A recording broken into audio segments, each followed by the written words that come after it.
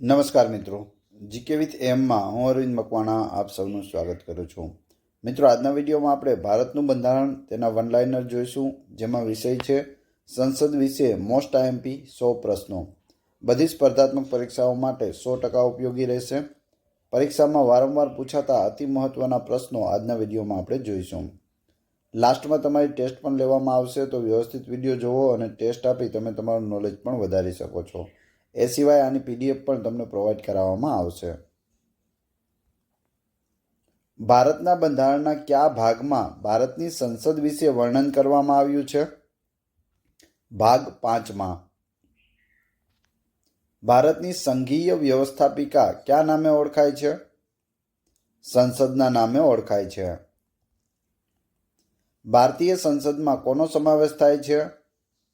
રાષ્ટ્રપતિ, રાજ્યસભા અને લોકસભા, આ ત્રણેયનો સમાવેશ થાય છે સંસદમાં. રાષ્ટ્રપતિ, રાજ્યસભા અને લોકસભા. ભારતીય સંસદમાં કેટલા ગૃહ છે? 2 ગૃહ છે. ક્યાં ક્યાં? રાજ્યસભા અને લોકસભા. સંસદનું લોકપ્રિય ગૃહ કયું છે? લોકસભા છે. સંસદનું સ્થાયી ગૃહ કયું છે? રાજ્યસભા છે. જો લોકસભા છે તે દર 5 વર્ષે તેનું વિસર્જન થઈ જાય છે, જ્યારે રાજ્યસભા છે તે કાયમી ગૃહ છે, એટલે એને સ્થાયી ગૃહ પણ કહે છે. તે ક્યારેય વિખરાતો નથી, જ્યારે લોકસભા છે તે દર 5 વર્ષે વિખરાઈ જાય છે. ભારતના બંધારણના કયા અનુચ્છેદમાં સંસદ વિશે ચર્ચા કરવામાં આવી છે? અનુચ્છેદ 79. સંસદના કુલ કેટલાક સત્રો છે? 3 હોય છે. સંસદના 2 સત્રો વચ્ચે વધુમાં વધુ કેટલો સમયગાળો હોવો જોઈએ? 6 મહિનાનો સમયગાળો હોવો જોઈએ. 6 મહિનાથી વધુ ના હોવો જોઈએ, ઓછો હોય તો ચાલે. જ્યારે સંસદના બંને ગૃહ વચ્ચે કોઈ સામાન્ય ખરડા અંગે મતભેદ હોય ત્યારે તે કોના દ્વારા ઉકેલવામાં આવે છે? બંને ગૃહોની સંયુક્ત બેઠક દ્વારા ઉકેલવામાં આવે છે. આજ સુધીમાં ટોટલ 3 સંયુક્ત બેઠકો થઈ છે. સંયુક્ત બેઠક એટલે લોકસભા અને રાજ્યસભાની બંનેની મળેલી બેઠક. સ્વતંત્ર ભારતમાં સંસદીય ઇતિહાસમાં કેટલી વાર બંને ગૃહોની સંયુક્ત બેઠક બોલાવવામાં આવી છે?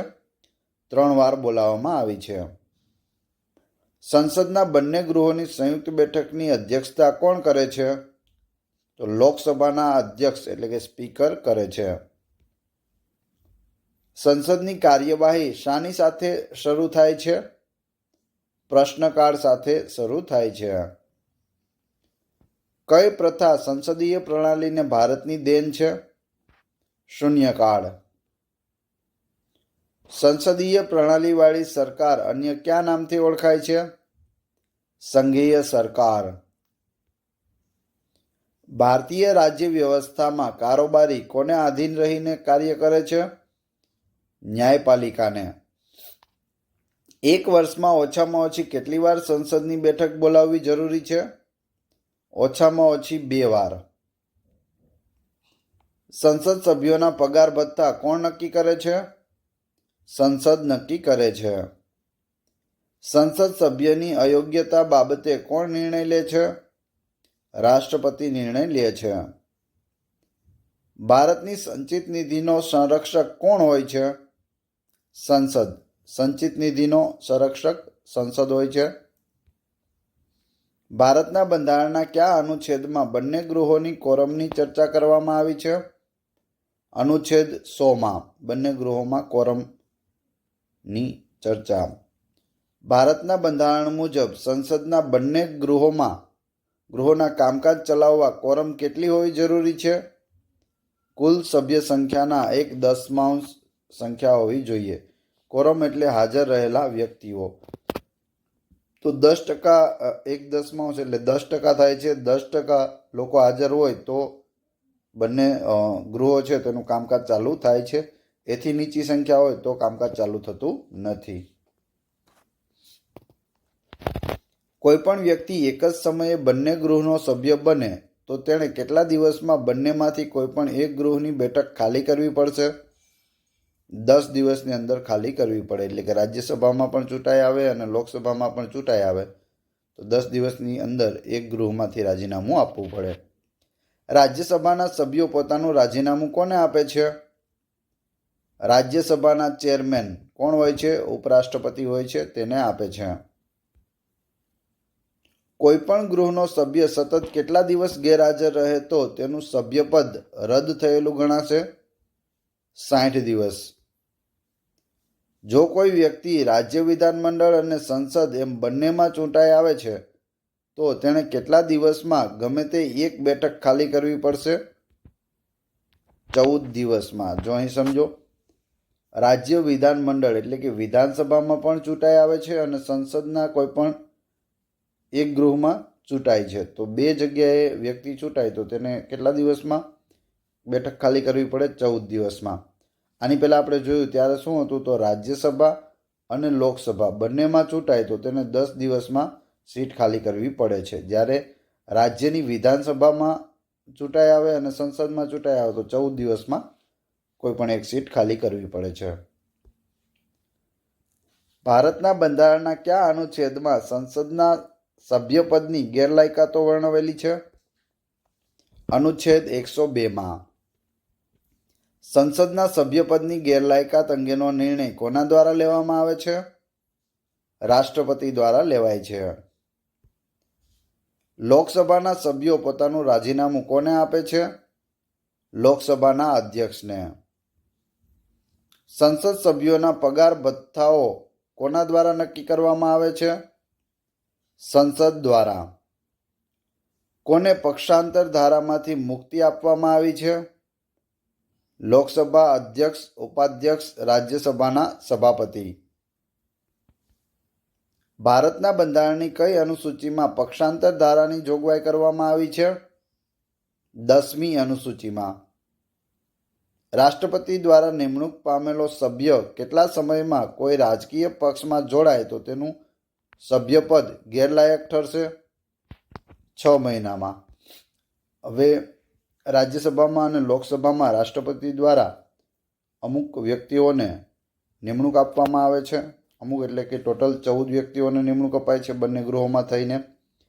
તો તેમાંથી કોઈ પણ વ્યક્તિ છે તે કોઈ પણ રાજકીય પક્ષમાં જોડાય તો તેનું સભ્યપદ છે તે ગેરલાયક ઠરશે. કેટલા સમય સુધીમાં? 6 મહિનાની અંદર. 6 મહિનાની અંદર જો તે કોઈ પક્ષમાં જોડાય છે તો તેનું સભ્યપદ ગેરલાયક ઠરશે. પક્ષાંતર ધારા અંતર્ગત સભ્યની ગેરલાયકાત અંગે અનુક્રમે લોકસભા અને રાજ્યસભામાં કોણ નિર્ણય કરે છે? લોકસભામાં લોકસભાના અધ્યક્ષ એટલે કે સ્પીકર અને રાજ્યસભામાં રાજ્યસભાના ચેરમેન. પક્ષાંતર ધારા અંતર્ગત સભ્યની ગેરલાયકાત અંગે અનુક્રમે વિધાનસભા અને વિધાન પરિષદમાં કોણ નિર્ણય કરે છે? રાજ્યની વાત છે. વિધાનસભામાં વિધાનસભાના અધ્યક્ષ અને વિધાન પરિષદમાં સભાપતિ. બંધારણના કયા અનુચ્છેદમાં સંસદ સભ્યોના વિશેષાધિકાર, સત્તાઓ અને મુક્તિઓ વિશે જોગવાઈ છે? અનુચ્છેદ 105માં. કોઈ પણ સંસદ સભ્યની દીવાની કાર્યવાહીમાં સંસદના સત્રના કેટલા દિવસ અગાઉ કે પછી ધરપકડ કરી શકાતી નથી? 40 દિવસ. સંસદના બંને ગૃહની રોજની કાર્યવાહીનો પ્રથમ કલાક કયા નામે ઓળખાય છે? પ્રશ્નકાળ તરીકે ઓળખાય છે. ગૃહના સભ્ય દ્વારા મંત્રીઓને પૂછાતા પ્રશ્ન જેના જવાબ મંત્રી મૌખિક આપે છે તેને શું કહેવામાં આવે છે? તારાંકિત પ્રશ્ન. જો તારાંકિત પ્રશ્નમાં શું હોય? મંત્રી છે તે મૌખિકમાં જવાબ આપે એટલે તારાંકિત પ્રશ્ન. કઈ બાબતો વિશ્વની સંસદીય પ્રક્રિયાને ભારતની દેન છે? શૂન્યકાળ અને ધ્યાનાકર્ષણ પ્રસ્તાવ. ગૃહના સભ્ય દ્વારા મંત્રીઓને પૂછાતા પ્રશ્ન જેના જવાબ મંત્રી હવે લેખિત રિપોર્ટના રૂપમાં આપવાના હોય છે તેને શું કહે છે? અતારાંકિત પ્રશ્નો. જો મૌખિક આપે તો તારાંકિત, લેખિત આપે તો અતારાંકિત.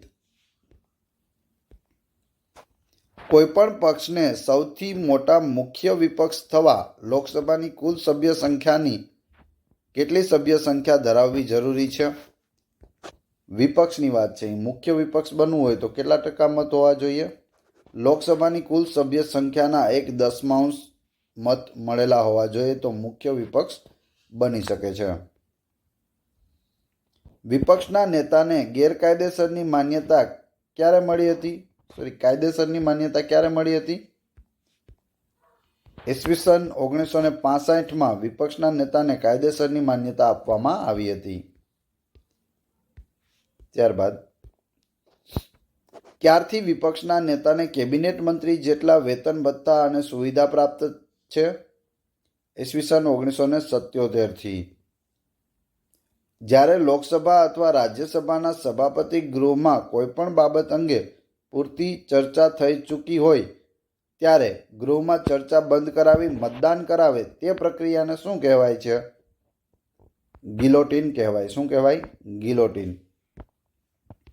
તો કોઈ વાત ચાલુ હોય કે કોઈ વિષય પર વાત ચાલુ હોય ત્યાં ચર્ચા પૂરી થઈ જતી હોય ત્યારે જે મતદાન કરાવવામાં આવે છે તેને શું કહેવાય? ગિલોટીન.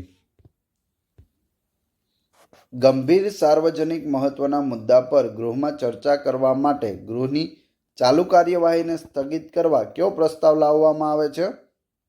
સ્થગન પ્રસ્તાવ. કોઈપણ ગૃહમાં સ્થગન પ્રસ્તાવ લાવવા કેટલા સભ્યોનું સમર્થન હોવું જરૂરી છે? 50 સભ્યોનું સમર્થન હોવું જોઈએ. સ્થગન પ્રસ્તાવ કોણ રજૂ કરી શકે છે? ગૃહનો કોઈપણ સભ્ય સ્થગન પ્રસ્તાવ રજૂ કરી શકે છે. નિંદા પ્રસ્તાવ માત્ર ક્યાં રજૂ થઈ શકે છે? લોકસભામાં રજૂ થઈ શકે છે નિંદા પ્રસ્તાવ. જો નિંદા પ્રસ્તાવ લોકસભામાં પસાર થઈ જાય તો શું મંત્રી પરિષદે રાજીનામું આપવું પડે છે? ના, રાજીનામું આપવું પડતું નથી. અવિશ્વાસ પ્રસ્તાવ લાવવા માટે લોકસભામાં કેટલા સભ્યોનું સમર્થન હોવું જરૂરી છે? 50 સભ્યોનું સમર્થન હોવું જરૂરી છે. જો લોકસભામાં અવિશ્વાસ પ્રસ્તાવ પસાર થઈ જાય તો શું મંત્રી પરિષદે રાજીનામું આપવું પડે છે? હા, રાજીનામું આપવું પડે છે. અવિશ્વાસ પ્રસ્તાવ પસાર થાય તો તમામ મંત્રીઓએ રાજીનામું આપવું પડે છે. નાણાકીય વર્ષના પ્રથમ સત્રમાં રાષ્ટ્રપતિના સંબોધનને કયા પ્રસ્તાવ તરીકે પસાર કરવામાં આવે છે? ધન્યવાદ પ્રસ્તાવ. જો ધન્યવાદ પ્રસ્તાવ બંને ગૃહોમાંથી પસાર ન થાય તો શું થાય? સરકારે એટલે કે મંત્રી પરિષદે રાજીનામું આપી દેવું પડે છે. સરકારી વિધેયક એટલે ખરડા કોના દ્વારા રજૂ કરવામાં આવે છે? મંત્રી પરિષદના મંત્રી દ્વારા રજૂ કરવામાં આવે છે. કોઈપણ સામાન્ય ખરડો કયા ગૃહમાં રજૂ કરી શકાય છે? બંનેમાંથી કોઈપણ ગૃહમાં રજૂ કરી શકાય છે સામાન્ય ખરડો. બંધારણના કયા અનુચ્છેદમાં સંસદના સામાન્ય વિધેયક ખરડા અંગે જોગવાઈ કરવામાં આવી છે? અનુચ્છેદ 107માં. બંધારણના કયા અનુચ્છેદમાં બંને ગૃહોની સંયુક્ત બેઠકની જોગવાઈ કરવામાં આવી છે? અનુચ્છેદ 108. બંને ગૃહોની સંયુક્ત બેઠકમાં કોઈપણ ખરડો કેટલી બહુમતીથી પસાર કરવામાં આવે છે? બંને ગૃહોના હાજર સભ્યોની સાદી બહુમતીથી. રાષ્ટ્રપતિએ સંયુક્ત બેઠક બોલાવેલ હોય અને લોકસભા વિસર્જિત થઈ જાય તો શું થાય? તો રાષ્ટ્રપતિએ શું કર્યું કે બંને ગૃહો એટલે કે લોકસભા અને રાજ્યસભા બંનેની સંયુક્ત બેઠક બોલાવી છે, પરંતુ લોકસભા ત્યારે જ વિસર્જિત થઈ જાય છે, એટલે લોકસભાનું વિસર્જન થઈ જાય છે. તો હવે શું કરવાનું? નવી ચૂંટાયેલ લોકસભા સંયુક્ત બેઠકમાં ભાગ લેશે. તો ચૂંટણી થાય, ચૂંટણી થયા પછી નવી લોકસભા બને અને તે સંયુક્ત બેઠકમાં ભાગ લે છે. બંને ગૃહોની સંયુક્ત બેઠક બોલાવવાની સત્તા કોની પાસે છે? રાષ્ટ્રપતિ પાસે છે. માત્ર રાષ્ટ્રપતિ સંયુક્ત બેઠક બોલાવી શકે. બંધારણના કયા અનુચ્છેદમાં કેન્દ્રના નાણાં ખરડાની જોગવાઈ કરવામાં આવી છે? અનુચ્છેદ 110માં. લોકસભામાં નાણાં ખરડો પસાર થયા પછી તેને રાજ્યસભામાં મોકલવામાં આવે તો રાજ્યસભાએ ખરડો મળ્યાની તારીખથી કેટલા દિવસમાં લોકસભામાં પરત મોકલવાનો હોય છે? તો 14 દિવસમાં મોકલવાનો હોય છે. જો નાણાં ખરડો હોય તો લોકસભા છે તેમાં પસાર કરવામાં આવે, ત્યારબાદ રાજ્યસભામાં મોકલવામાં આવે, પરંતુ 14 દિવસમાં તેને પાછું આપી દેવાનું. જો ન આપે તો પણ તેને પસાર થયેલો ગણવામાં આવે છે. શું નાણાં ખરડાને રાષ્ટ્રપતિ પુનઃ વિચારણા માટે મોકલી શકે છે? ના, નાણાં ખરડાને રાષ્ટ્રપતિ મંજૂરી આપવા બંધાયેલા છે. એટલે નાણાં ખરડો છે તેને ફરી પાછો મોકલી શકતા નથી. નાણાકીય ખરડો રજૂ કર્યાના કેટલા દિવસમાં ગૃહમાં પસાર થઈ જવો જરૂરી છે? 75 દિવસમાં પસાર થઈ જવો જોઈએ. આ છે નાણાકીય ખરડો. આગળ જોયો હતો નાણાં ખરડો, બંનેમાં ડિફરન્સ છે. શું નાણાકીય ખરડાનો રાજ્યસભા અસ્વીકાર કરી શકે છે? હા, નાણાકીય ખરડાનો અસ્વીકાર કરી શકે છે. શું રાષ્ટ્રપતિ નાણાકીય ખરડાને પુનઃવિચારણા માટે મોકલી શકે છે? હા, મોકલી શકે છે. જો નાણાં ખરડો હોય તો તેને નથી મોકલી શકતા, પણ નાણાકીય ખરડો હોય તો તેને ફરીથી પુનઃવિચારણા માટે પણ મોકલી શકે છે. વિત્ત વિધેયક એટલે કે નાણાકીય ખરડો કોની ભલામણ મંજૂરી સિવાય રજૂ કરી શકાતો નથી? રાષ્ટ્રપતિની. ભારતના બંધારણના કયા અનુચ્છેદમાં કેન્દ્રના બજેટ અંગે જોગવાઈ કરવામાં આવી છે? અનુચ્છેદ 212 બજેટ. બજેટ કેન્દ્રના કયા ગૃહમાં રજૂ થાય છે? તો લોકસભામાં રજૂ થાય છે. કેન્દ્રનું બજેટ લગભગ ક્યારે રજૂ થાય છે? 1 ફેબ્રુઆરીના રોજ રજૂ થાય છે. ભારતના રેલવે બજેટને ક્યારથી સામાન્ય બજેટથી અલગ કરી દેવામાં આવ્યું હતું? 1921થી એડવર્થ કમિટીની ભલામણથી રેલવે બજેટને સામાન્ય બજેટથી અલગ કરવામાં આવ્યું હતું. બજેટમાં કોઈ પણ પ્રકારના અનુદાનની માંગણી કોની મંજૂરી વગર થઈ શકતી નથી? રાષ્ટ્રપતિની. ભારતમાં કોના દ્વારા લોકસભામાં બજેટ રજૂ કરવામાં આવે છે? ભારતના નાણામંત્રી દ્વારા. બજેટને ખરડાનું સ્વરૂપ આપી ગૃહમાં પસાર કરવામાં આવે છે તેને શું કહેવાય છે? વિનિયોગ ખરડો કહેવાય છે. કોને ભારતીય બજેટ પદ્ધતિના પિતા કહેવામાં આવે છે? જેમ્સ વિલ્સનને. ભારતીય બજેટ પદ્ધતિના પિતા જેમ્સ વિલ્સન. વિનિયોગ ખરડા સ્વરૂપે પસાર ન થાય ત્યાં સુધી દેશનો વહીવટ ચલાવવા સરકાર બજેટનો 1/6 ભાગ પેશગીના રૂપમાં લોકસભાની મંજૂરીથી મેળવવા જે ખરડો રજૂ કરે છે તેને શું કહે છે? તેને કહે છે લેખાનું દાન. લેખાનું દાન કોને કહેવાય? કે હજુ બજેટ રજૂ થયું નથી, પરંતુ પૈસાની જરૂર છે તો શું કરવાનું? તો ત્યારે સરકાર બજેટનો 1/6 ભાગ પેશગીના રૂપમાં લોકસભાની મંજૂરીથી મેળવવા ખરડો પસાર કરે છે. લોકસભામાં એ બિલ મૂકે છે, એ પાસ થાય છે, એને કહેવાય લેખાનું દાન. ભારતના બંધારણના કયા અનુચ્છેદમાં કેન્દ્રની લેખાનુદાનની જોગવાઈ કરવામાં આવી છે? અનુચ્છેદ 116માં. વિનિયોગ ખરડો અને લેખાનુદાન માત્ર કયા ગૃહમાં રજૂ થઈ શકે છે? તો લોકસભામાં રજૂ થઈ શકે છે. કોને લોકસભા દ્વારા સરકારને આપેલો બ્લેન્ક ચેક કહેવામાં આવે છે? પ્રત્યાનુદાન. પ્રત્યાનુદાનને શું કહે છે? કોરો ચેક એટલે કે બ્લેન્ક ચેક. ભારતના બંધારણના કયા અનુચ્છેદમાં પ્રત્યાનુદાનની જોગવાઈ કરવામાં આવી છે? અનુચ્છેદ 116. શું રાજ્યસભા બજેટમાં સુધારો કરી શકે છે? ના, 14 દિવસમાં પાછો મોકલાવે છે, પરંતુ બજેટમાં તે સુધારો કરી શકતા નથી. ભારતના બંધારણના કયા અનુચ્છેદમાં કેન્દ્ર અને રાજ્યો માટે સંચિત નિધિની જોગવાઈ કરવામાં આવી છે? અનુચ્છેદ 266(1) સંચિત નિધિ. ભારતના બંધારણના કયા અનુચ્છેદમાં કેન્દ્ર અને રાજ્યો માટે આકસ્મિક નિધિની જોગવાઈ કરવામાં આવી છે? અનુચ્છેદ 267.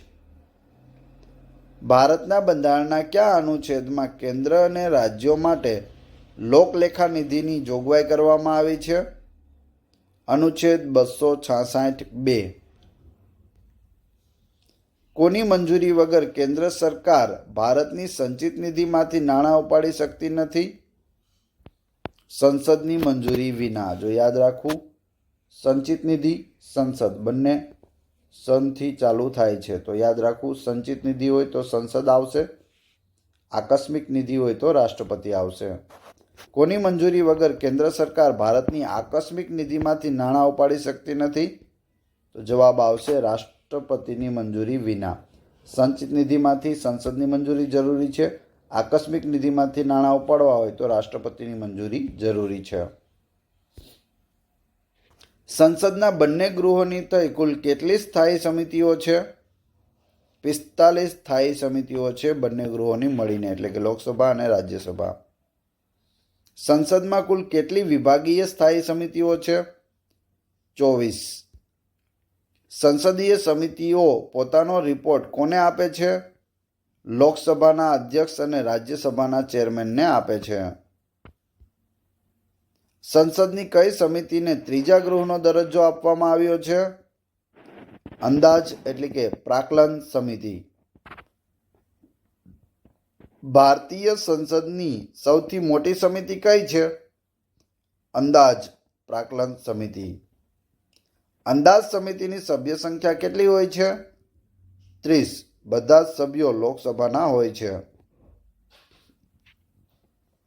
કઈ સંસદીય સમિતિને સંસદ વતી ચોકિયાત અને લોકહિતની રક્ષક કહેવામાં આવે છે? લોકલેખા એટલે કે જાહેર હિસાબ સમિતિ. લોકલેખા સમિતિના કેટલા સભ્યો લોકસભાના તથા કેટલા સભ્યો રાજ્યસભાના હોય છે? તો લોકસભાના 15 સભ્યો હોય છે અને રાજ્યસભાના 7 સભ્યો હોય છે. કુલ પૂછે તો કેટલા હોય છે? 22 સભ્યો હોય છે ટોટલ લોકલેખા સમિતિમાં અથવા તો જાહેર હિસાબ સમિતિમાં. લોકલેખા સમિતિના માર્ગદર્શનની ભૂમિકા કોણ ભજવે છે? કમ્પ્ટ્રોલર એન્ડ ઓડિટર જનરલ એટલે કે CAG. કઈ સમિતિના અધ્યક્ષ વિપક્ષનો કોઈ નેતા બને છે? તો એ છે લોકલેખા સમિતિ એટલે કે જાહેર હિસાબ સમિતિના અધ્યક્ષ કોણ હોય છે? તો વિપક્ષના નેતા હોય છે. ભારતમાં સૌપ્રથમ લોકલેખા સમિતિની રચના ક્યારે કરવામાં આવી હતી? ઈસવીસન 1921માં. સાર્વજનિક ઉપક્રમ સમિતિ એટલે કે જાહેર સાહસો અંગેની સમિતિની કુલ સભ્ય સંખ્યા કેટલી હોય છે? 22 હોય છે. સાર્વજનિક ઉપક્રમ સમિતિમાં લોકસભા અને રાજ્યસભા સભ્યની સંખ્યા કેટલી હોય છે? લોકસભાના 15 સભ્યો અને રાજ્યસભાના 7 સભ્યો હોય છે સાર્વજનિક ઉપક્રમ સમિતિમાં, ટોટલ 22. લોકલેખા સમિતિની મુદ્દત કેટલા વર્ષની હોય છે? 1 વર્ષની હોય છે. સાર્વજનિક ઉપક્રમ સમિતિના અધ્યક્ષ ફરજિયાત કયા ગૃહનો સભ્ય હોવો જરૂરી છે? લોકસભાના સભ્ય હોવા જરૂરી છે. સંસદની વિશેષાધિકાર સમિતિમાં કેટલા સભ્યો હોય છે? 25. 15 લોકસભાના પ્લસ 10 રાજ્યસભાના. સંસદની કઈ સમિતિ કાયદાઓ પર વિચાર વિમર્શ કરવાનું કાર્ય કરે છે? પ્રવર સમિતિ. ગેરસરકારી ખરડા સમિતિના અધ્યક્ષ કોણ હોય છે? લોકસભાના ઉપાધ્યક્ષ. જાહેર હિસાબ સમિતિની મુદ્દત કેટલી હોય છે? 1 વર્ષ હોય છે. ભારતમાં સંસદીય સમિતિની પ્રણાલીની શરૂઆત કોની ભલામણથી કરવામાં આવી હતી? સંસદની નિયમ સમિતિની ભલામણથી. નવી સંસદીય સમિતિની પ્રણાલી મુજબ 1993થી કેટલી સમિતિઓ કાર્યરત થઈ હતી? 17.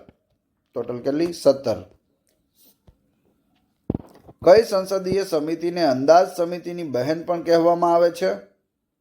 લોકલેખા સમિતિ એટલે કે જાહેર હિસાબ સમિતિ અંદાજ સમિતિની બહેન.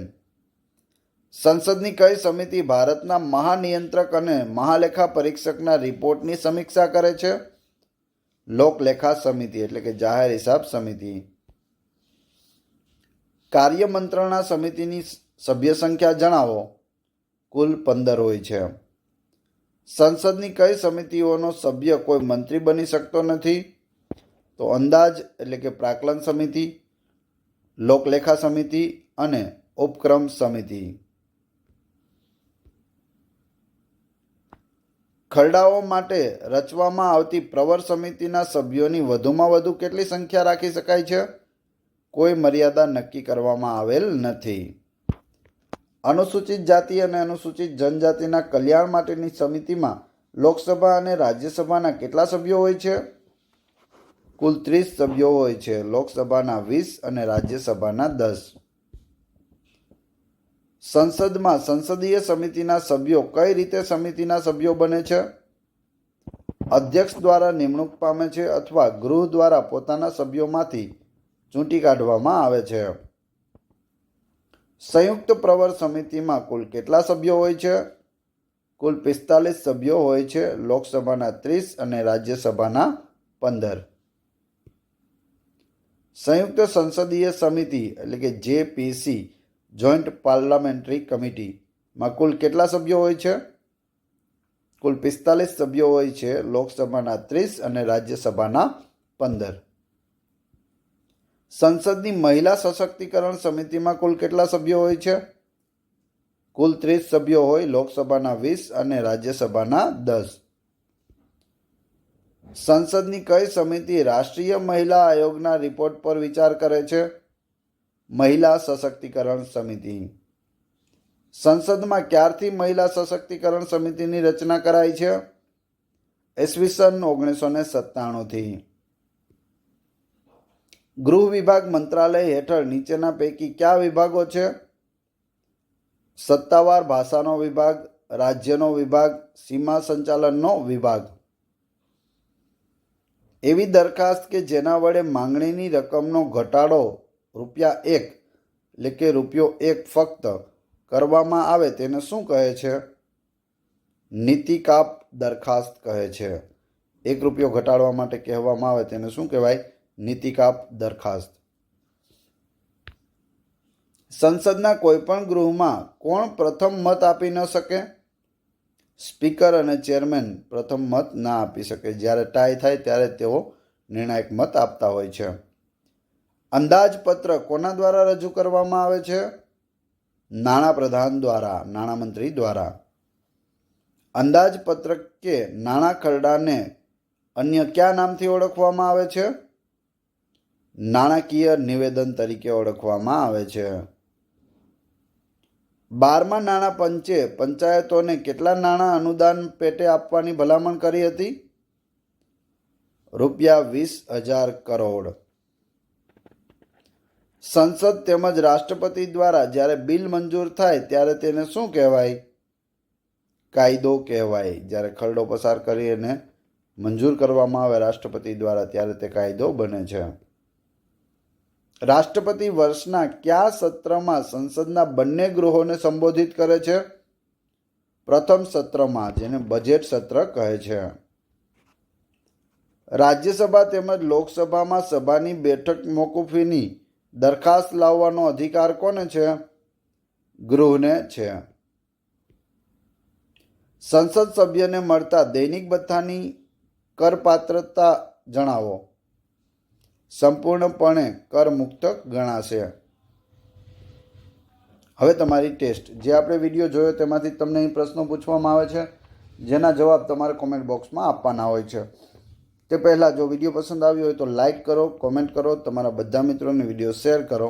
ચેનલ સબસ્ક્રાઈબ કરવાની બાકી હોય તો ચેનલને સબસ્ક્રાઈબ કરી લો અને બાજુમાં આપેલા બેલને પ્રેસ કરો જેથી રોજે રોજ આપને નવા વિડીયો અને નવી નવી માહિતી મળતી રહે.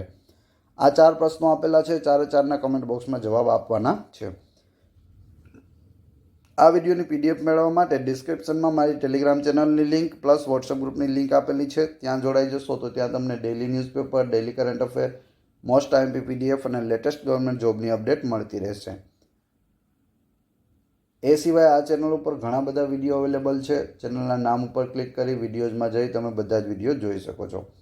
ટેસ્ટમાં પ્રથમ પ્રશ્ન છે, બજેટ કેન્દ્રના કયા ગૃહમાં રજૂ થાય છે? શું રાજ્યસભા બજેટમાં સુધારો કરી શકે છે? અંદાજપત્ર કોના દ્વારા રજૂ કરવામાં આવે છે? અને જાહેર હિસાબ સમિતિની મુદ્દત કેટલી હોય છે? આ 4 પ્રશ્નો જો ન આવડતા હોય તો ફરીથી વિડીયો જોઈ લેવો. નીચે મારો નંબર આપેલો છે, તેમાં જીકે લખી વોટ્સઅપ કરી દેશો તો પણ હું તમને લિંક મોકલી આપીશ અને એ રીતે પણ તમે ગ્રુપમાં એડ થઈ શકો છો. આશા રાખું છું આપને આ વિડીયો પસંદ આવ્યો હશે. મળીએ છીએ નવા વિડીયોમાં. Thanks for watching my video.